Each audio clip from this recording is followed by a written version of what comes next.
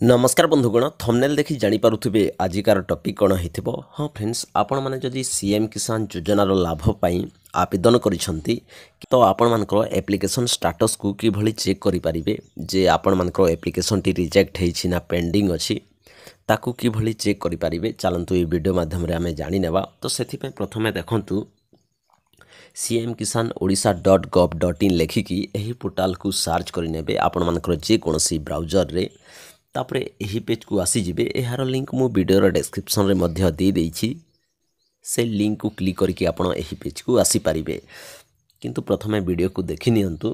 तापरे एही पेज को आसिला परे आपण माने टिके स्क्रॉल करके तळ को आसीबे। तो एठारे देखंतु गोटी ऑप्शन अछि पूर्वरु पंजीकृत। जदि आपण माने पूर्वरु पंजीकृत होई थांती ताहले एठारे अछि स्थिति जांच करंतु। आपण माने देखि पारुथिबे एठारे आपण माने क्लिक करनेबे। मन रखिबे जो माने कालिया टंका पाउथिले से माने जदि यही सीएम किसान टंका पाउ नाहंती से माने मध्य तांकर स्टेटस को एठारे चेक करि परिबे। तो चेक करिबा पई हमें स्थिति जांच करंतु ऊपर क्लिक करिबा।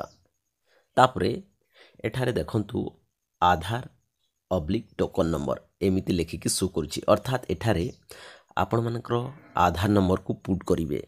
जो व्यक्तिंकर सीएम किसान योजना रे आवेदन हेछि से व्यक्तिंकर आधार नंबर किमा जो व्यक्ति कालिया टंका पाउथिले से मानकर आधार नंबर को एठारे पुट करि परिबे। तो मु गोटे पुट करिकि आपण मानकु देखे दउछि।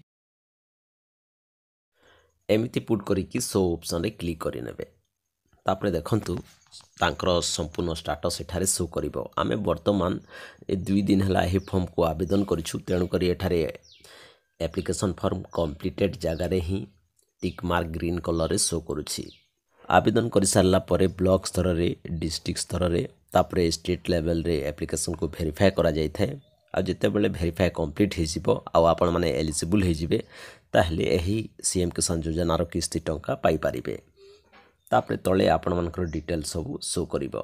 तो फ्रेंड्स एही भली भाबे आपण मानकर सीएम किसान रो स्टेटस को चेक करि परिबे।